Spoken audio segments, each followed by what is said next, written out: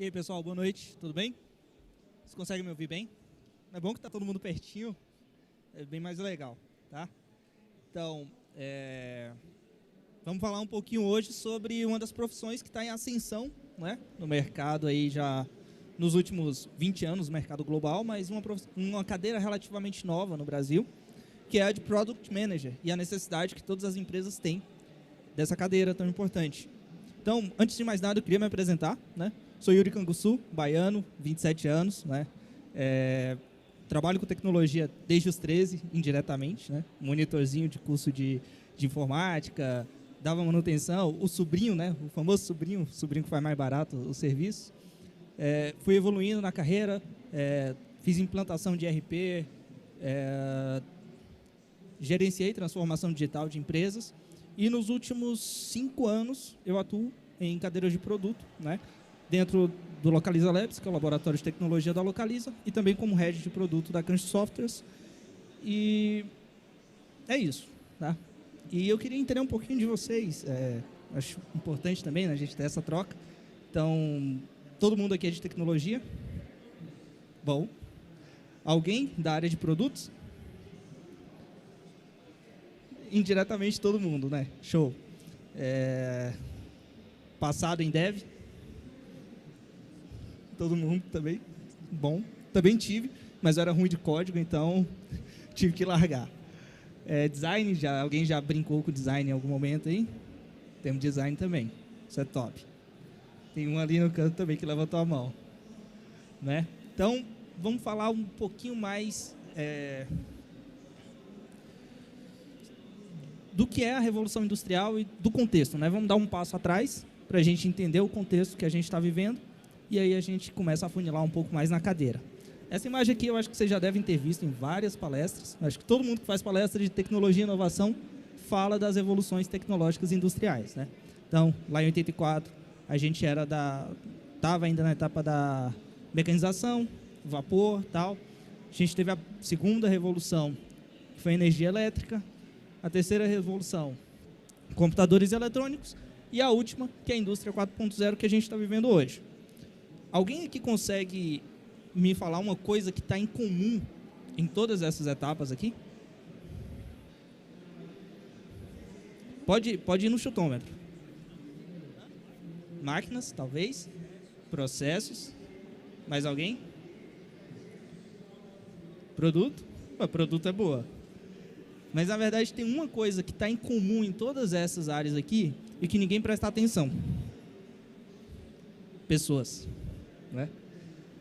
O mundo é feito por pessoas e para pessoas. E os negócios não são diferentes. Então, cara, lá no começo, as pessoas eram a mão de obra fundamental. A gente teve energia elétrica, o início da mecanização, as pessoas saíram das produções mais operacionais e começaram a ser os controladores dessas operações. A gente avançou um pouquinho mais no IoT, as pessoas saíram desse controle mais operacional e começaram a desenvolver tecnologia. Então, assim, pessoas sempre estiveram nessa cadeia produtiva, mas as pessoas também sempre foram o alvo dessa cadeia produtiva. Então, vamos falar um pouquinho agora, entrar um pouquinho mais dentro do contexto do Product Manager em tudo isso. Talvez a maioria aqui seja mais novinha, né? Não tenha usado a maioria dessas coisas. Mas no auge dos meus 27 anos, eu ouvi música em fita. E alguém consegue falar para mim qual é a melhor coisa que o Spotify faz hoje? O Spotify, qualquer streaming de música faz, que não era possível fazer ali? Oi? Além de ser instantâneo. Instantâneo é bom também, mas tem outra coisa. Não tem limitação, mas tem outra coisa que, para mim, é primordial, cara. Como é que você fazia para você voltar uma música ali para você ouvir de novo? Canetinha, né? Caneta Bic. Então, cara, hoje, né, o universo product-centric, né, com as pessoas no centro da operação, ele é um processo que é voltado para a inovação e a facilitação da vida das pessoas. Eu acho que a mensagem de tudo isso aqui, todas essas coisas aqui sempre existiram, né, e elas evoluíram, além de lucro operacional e tudo afim, todas essas coisas são alheias, mas a evolução, de fato, foi para facilitar a vida das pessoas que usam esses produtos e serviços. Então, esse aqui é o contexto de como um Product Manager e como as coisas são ligadas a produto, mesmo que inconscientemente no nosso dia a dia. Tá? E aí eu queria mostrar para vocês um pouquinho do que é a base de um negócio, né? Então, assim, a gente tem esses 3 elementos que naturalmente compõem ali o grosso de um negócio. Eu gosto de colocar sempre o negócio aqui embaixo, porque não existe tecnologia e não existe design em seu cerne, não existe essas duas coisas que não sejam para atender um negócio. Tecnologia sem um negócio não serve para nada e ninguém vai desenvolver nada que não vá gerar um retorno financeiro ou de algum outro tipo, né? Precisa gerar valor. Experiência precisa ter um produto e um produto ele é feito para ser comercializado. Então, o negócio é a base de tudo. Aí nós temos tecnologia, nós temos design. Temos 3 áreas e temos um objetivo. Né? Todo negócio precisa chegar e alcançar um objetivo. Então, quando a gente fala de, cara, temos esses 3 meios, temos o negócio, o business vai querer chegar nesse objetivo de uma forma. Né? Então, vamos construir um foguete para a gente andar mais rápido do que o avião daqui para Salvador. O business quer fazer um foguete. Tech vai falar o quê? Cara, não dá para fazer um foguete, não temos tecnologia para frear um foguete. Agora até tem, né? Agora tem, minha apresentação já está defasada, mas, cara, não conseguimos fazer isso dentro da atmosfera. Design vai falar, cara, um foguete é muito grande, é muito sim. Então, assim, todo mundo concorda que o objetivo é o mesmo. Cada um vai ter uma visão diferente de executar. E aí chega a cadeirinha mágica. O PM, né, o Product Manager, a pessoa de produto, naquela intersecção ali, para coletar todos esses desejos, todas essas limitações e traduzir tudo isso de uma forma que faça sentido, não é? Então, se pudesse dizer, cara, a pessoa de produto é a colinha, né, que mantém essas 3 unidades aí funcionando e funcionando bem. Então, se fosse para definir o que é uma pessoa de produtos, eu acho essa imagem sensacional, cara, ela define tudo. É a pessoa que fica ali rodando os pratinhos para garantir que nenhum vai cair. Que nenhum vai cair, entre aspas, né? Sempre algum deles vai cair. Então, o papel da pessoa de produto é escolher, priorizar qual pratinho vai cair, qual pratinho não pode cair de jeito nenhum. E aí a gente volta lá naquela outra imagem. Nós temos tech, temos design, temos negócio. Tem intersecções ali. E o PM está em todas elas. Né? Quando você tem a junção de tudo isso, é porque a gente está pegando o melhor de cada pontinha dessa, ou o possível de cada pontinha dessa, está traduzindo em um produto entregável e está disponibilizando isso para os usuários. Né? No fim do dia, é sobre pessoas. Então, tem essa outra imagem, e a minha apresentação está cheia de gráficozinhos, bolinhas, né, intersecções, mas eu gosto muito disso aqui. Né? É um paralelo muito interessante, tem a fonte aqui embaixo da Starfinity, é um artigo muito legal, inclusive, que ele mostra 2 coisas, né? Você construiu o produto certo e você construiu o produto direito. Existem diferenças entre essas 2 coisas, né?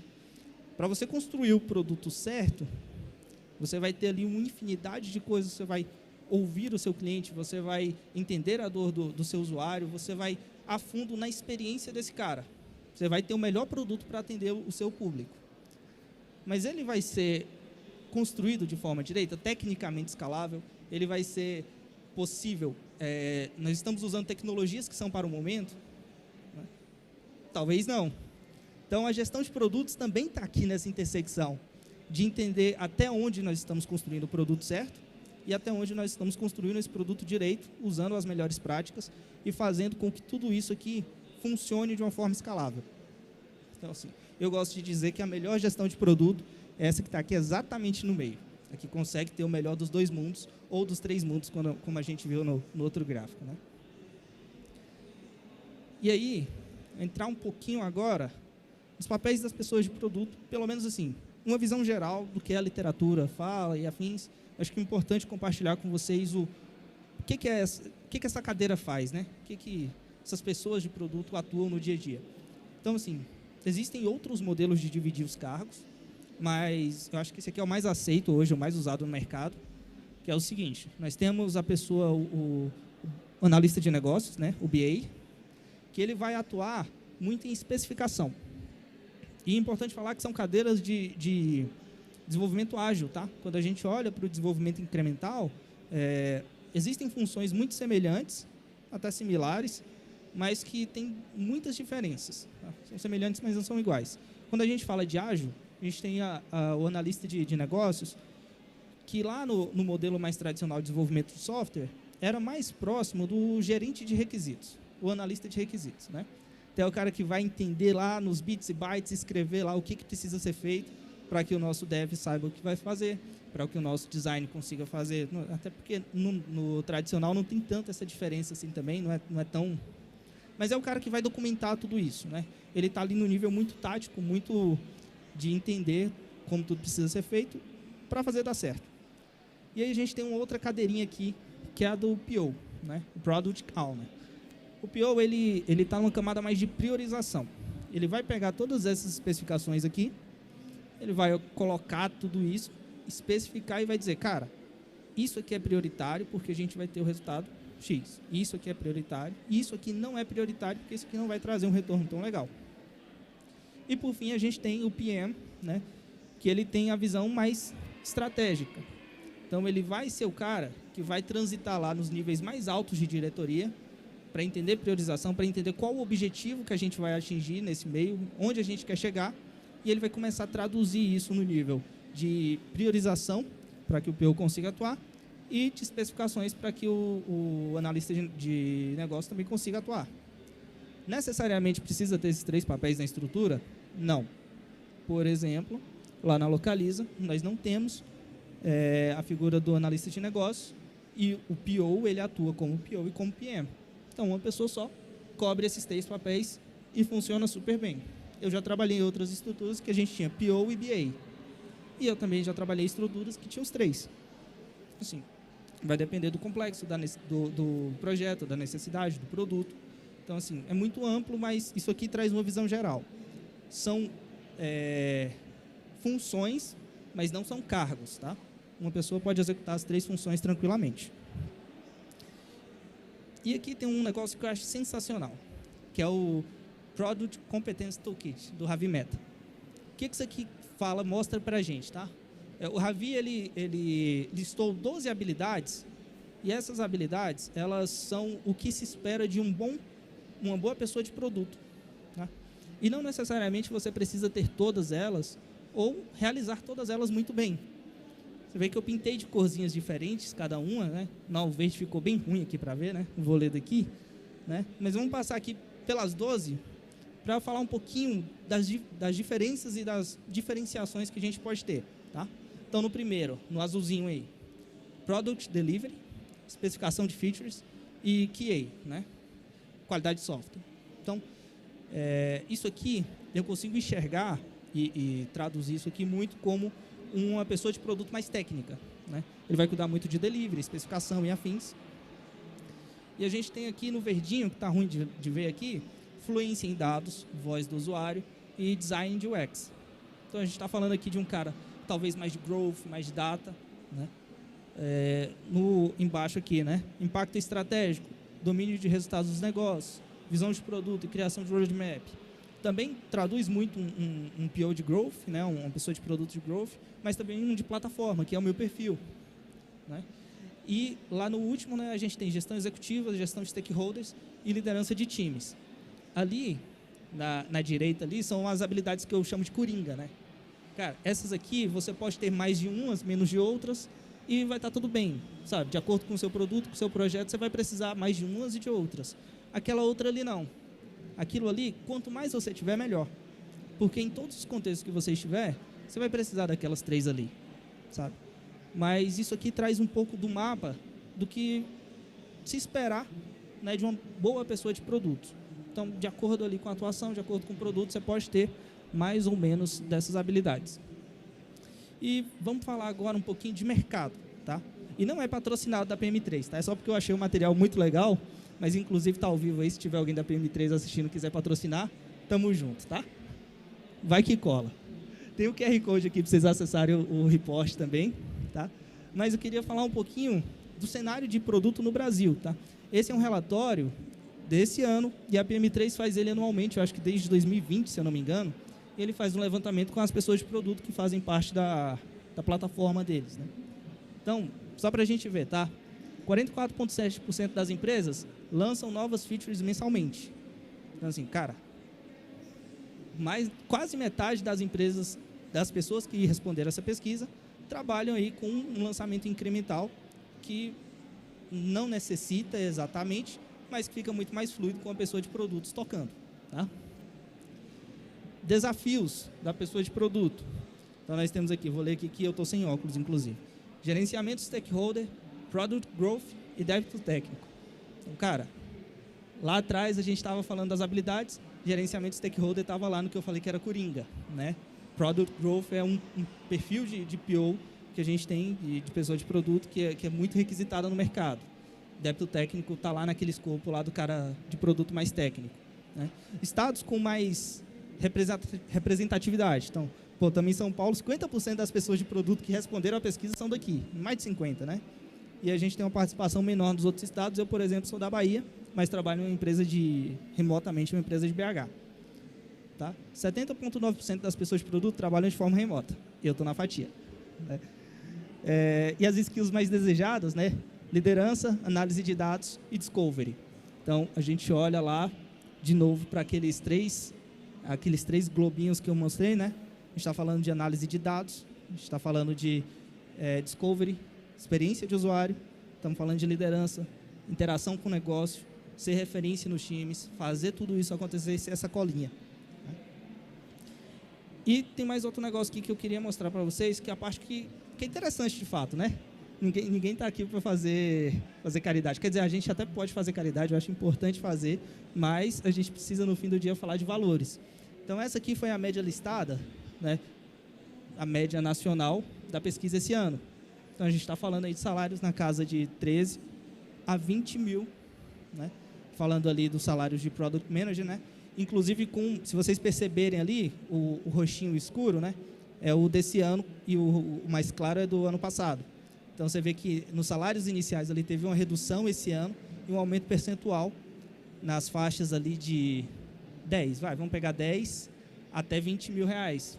Significa que é uma área que está valorizada, é uma área que tem um amplo espaço aí para a gente atuar, para a gente crescer e que está sendo reconhecida financeiramente, né?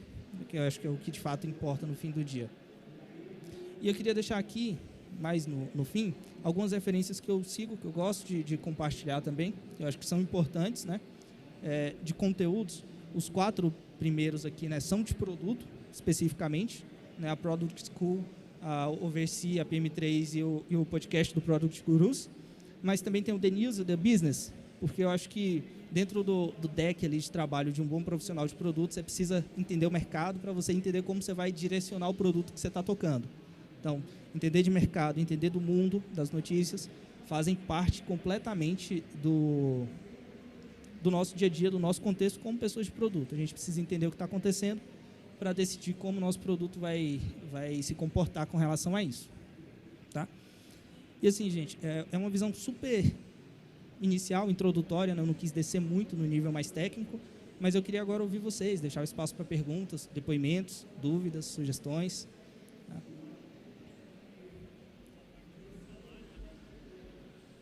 Eu não entendi muito bem aquela parte de salário ali, se a porcentagem é de aumento da faixa de salário no total de 100% ou só daquela